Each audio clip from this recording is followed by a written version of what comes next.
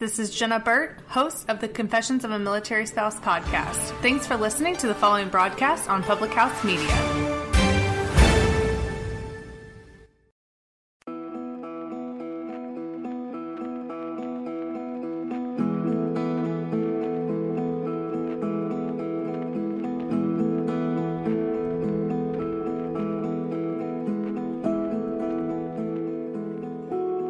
We have all experienced guilt in some way, shape, or form.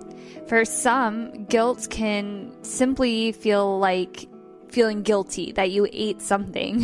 I know around the holidays, you hear that a lot where people will say that they feel guilty about overindulging during the holiday time, but it can also be deep-rooted. Guilt can be deep-rooted, like experiencing guilt over someone you hurt or let down or something you've done.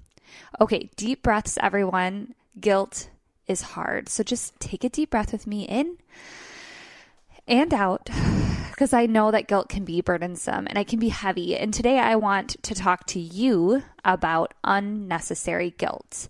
This is guilt that's not over something that we truly did that was wrong, because I promise that we could probably all talk for hours over past mistakes, and you could pour out your heart. I could pour out my heart on the regrets that I have as well, because we all have those. None of us is perfect.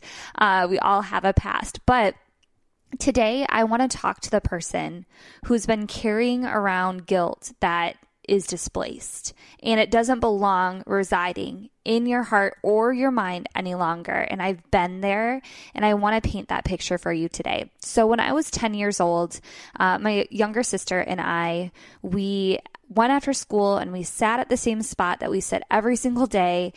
She was in kindergarten at the time, so we were 5 years apart. And we sat on the step after school, and we waited for our parents to pick us up from school, my mom and my stepdad.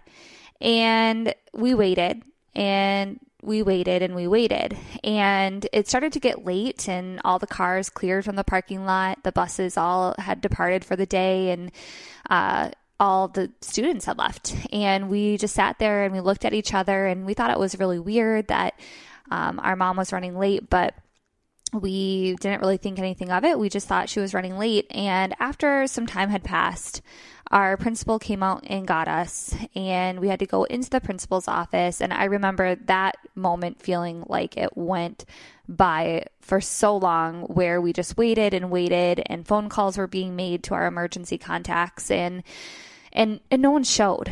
And so therefore our principal had to call the police, and they had to come into school, and they had to ask us a lot of questions about who was supposed to be picking us up and who usually picks us up, and if we had any other emergency contacts to get a hold of. Well, no one could get a hold of anybody.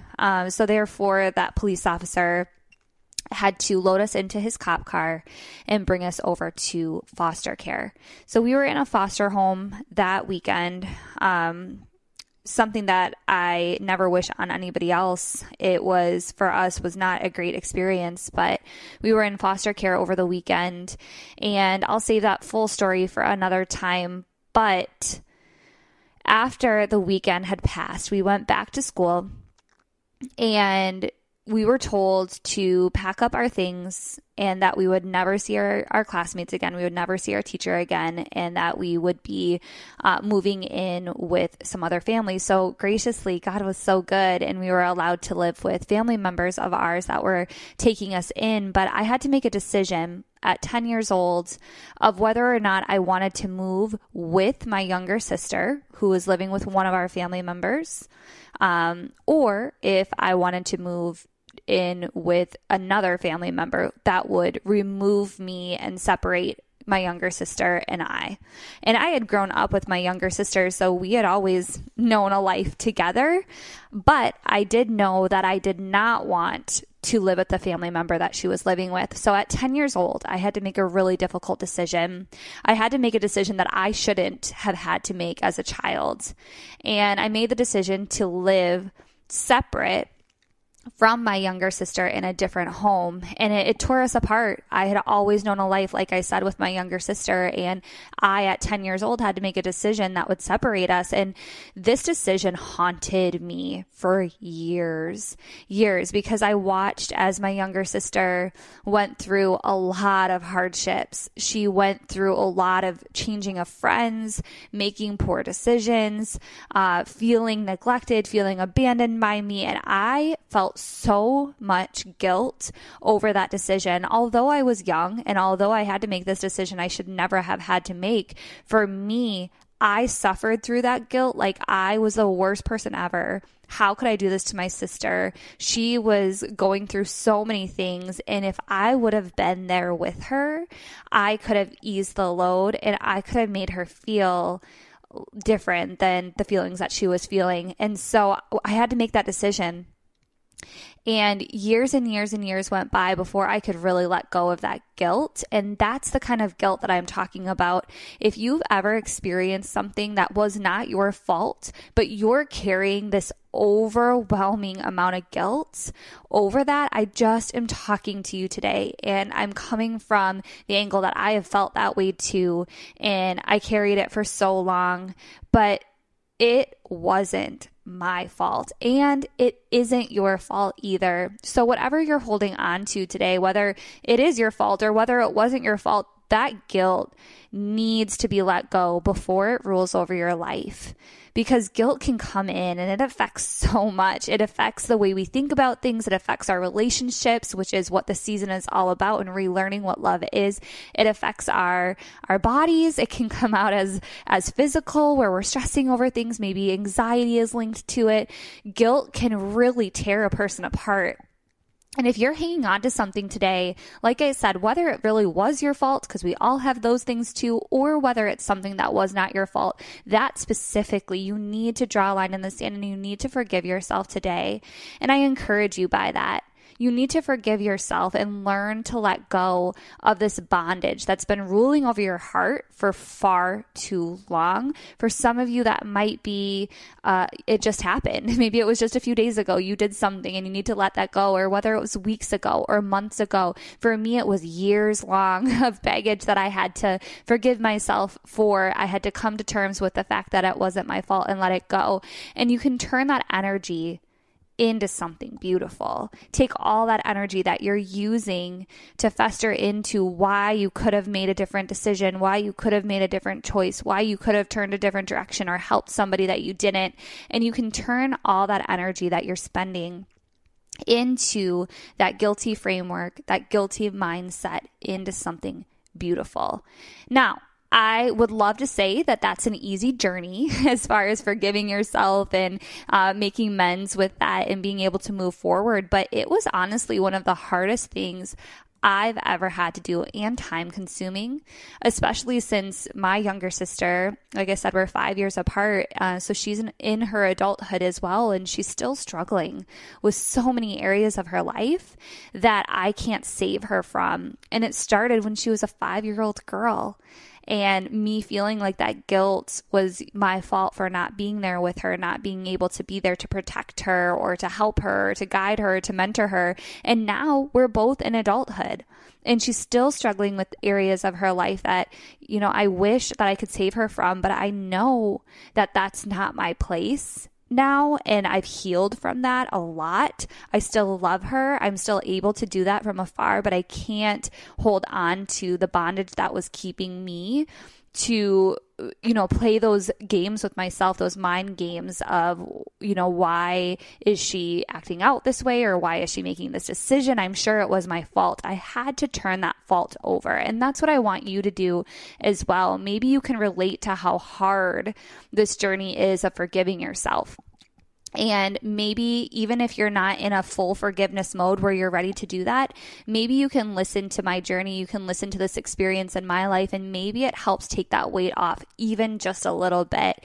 You may not have let it go yet, and maybe you have let these things go. Maybe you're like, Liz, I'm not feeling really guilty over something. So maybe you have, but maybe there's some days that are harder than others.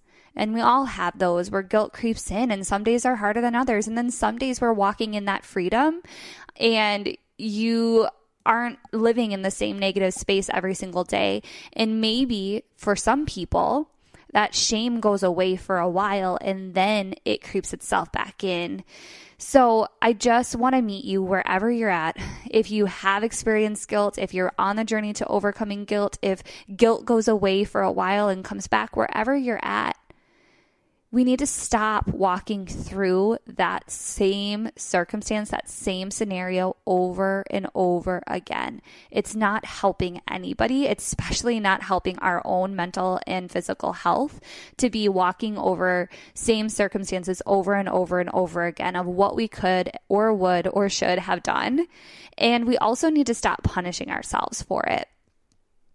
The next thing is that we need to think about what it's doing to us mentally, emotionally, and physically, and start pinpointing those, because that's going to help us to be able to work on those certain areas every single time that we have this guilt that comes up.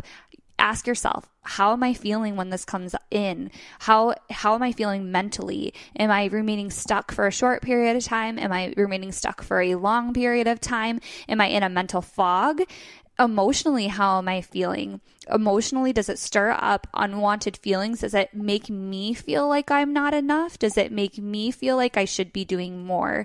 Does it make me, maybe I, walk away from the situation and it makes me push everybody else out? Maybe it makes me an angry person when I walk through this guilt again. So how is it making you feel mentally and emotionally? And then also physically.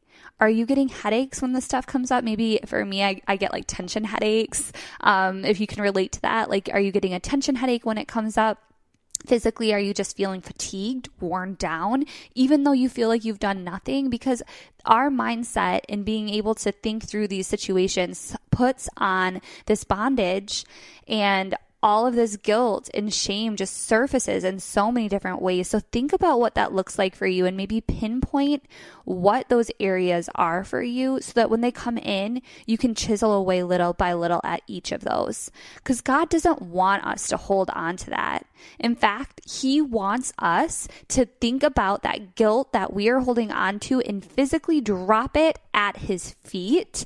And I don't know who needs to hear that today, but whatever baggage you're carrying on to and however heavy it is, He wants us to drop it at His feet and lighten that load.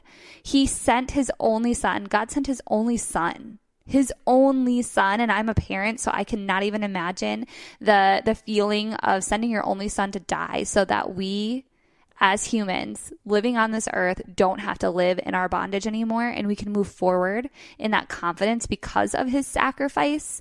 As a parent, I'm like, whoa. To watch my son walk through what Jesus had to walk through and to allow that to happen in order for people like us living today, even though that happened so long ago, to be able to walk in that same freedom because we follow Jesus, because His Spirit resides in us, is such a huge deal. And that's available to you. So if you are walking this journey and you're looking to lighten the load, the answer is Jesus. The answer is laying that at His feet. The answer is working on ourselves and chiseling little by little, even though it might seem mundane and even though it seems like it's taking forever to let it fully go. The work you're doing on yourself right now is just setting you up to be in such a beautiful place.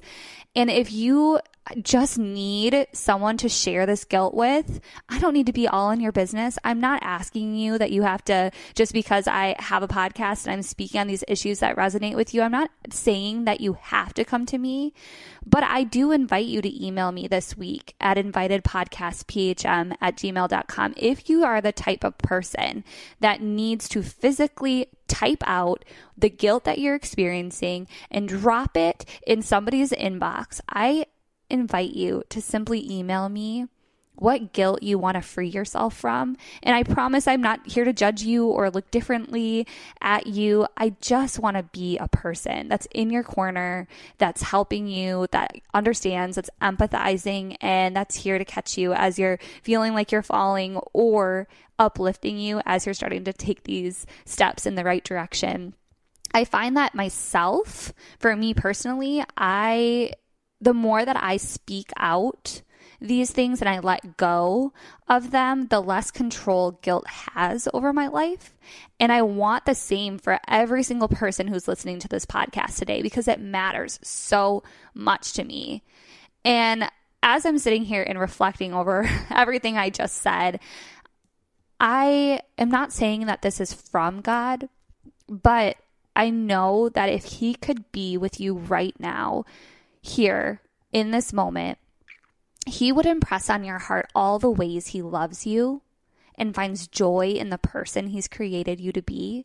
And He would nudge you to also let go of whatever guilt, whatever unnecessary guilt especially, you have been carrying far too long, and put it on Him and put your true identity in Him. And in the book of Psalms, it says in chapter 34:5, those who look to Him are radiant. Their faces are never covered with shame. Let me read that again. Psalm 34 verse 5. Those who look to Him are radiant. Their faces are never covered with shame. He looks down at you and He sees radiance in your face staring back at Him, and He doesn't see any of the shame that you're living in, friend. That is the most beautiful thing. That's the most beautiful verse that I have read in a very long time, and it makes me so emotional. Not just thinking about the journey that's led me to overcoming this guilt, but also the journey that I want you to be on. And you deserve to experience that same type of freedom, to have a Father who looks down at you and sees radiance in your eyes staring back at Him. And He doesn't see the shame. He doesn't see the guilt. He doesn't see the burdens. He doesn't see the scars. He just sees His beautiful daughter looking back at Him. You deserve to experience that. And I want that for you. Let's pray. Dear God, we don't deserve You. We have walked in so many different areas of life, and so many different journeys have led us to where we are today. God, we don't deserve anything, God, but You graciously bestow so many beautiful things on us. Your love, being rid of guilt, being rid of shame, walking in Your truth, walking in Your identity, God, walking with Your Spirit in us, God. And we are just so thankful that because of You and because of sending Your Son, Jesus, we do not have to continue walking in that guilt or that shame that we've experienced from the past. God, I just ask You to whisper to the hearts of anybody who's listening today, those things that have been holding on to their joy, robbing them, stealing goodness from their life. God, I ask You to have them reflect on those. It's hard. It's hard to go there. It's hard to walk through guilt, God, but I just ask You to walk them through those situations that they may or may not realize are gripping at their mental, their emotional, and their physical well-being, God. I ask to have You bring those to their mind today in order to let them go, in order to continue to be on the journey of letting go of guilt that is unnecessarily in their life, that they can walk more boldly. They can walk with less weight holding them down. They can walk with confidence in the direction that You have given them, the direction that You want them to go in, that they're able to use their story. They're able to use their testimony for Your glory. God, I just ask You to lighten the load today of anybody who's listening today who just needs a break, who just needs to feel a little lighter, God. And I just ask that You restore them in a way that only You can, a way that You can do in their life for them so that they're able to walk in full confidence. Thank You for having them listen today to this episode. Thank You to the people that this has touched. God, that this is Your story, that these are Your beautiful daughters that are listening. and that they can just relish in the life that you have picked for them, the life that you have given them, a life that is full of all the beautiful things. In your name we pray. Amen.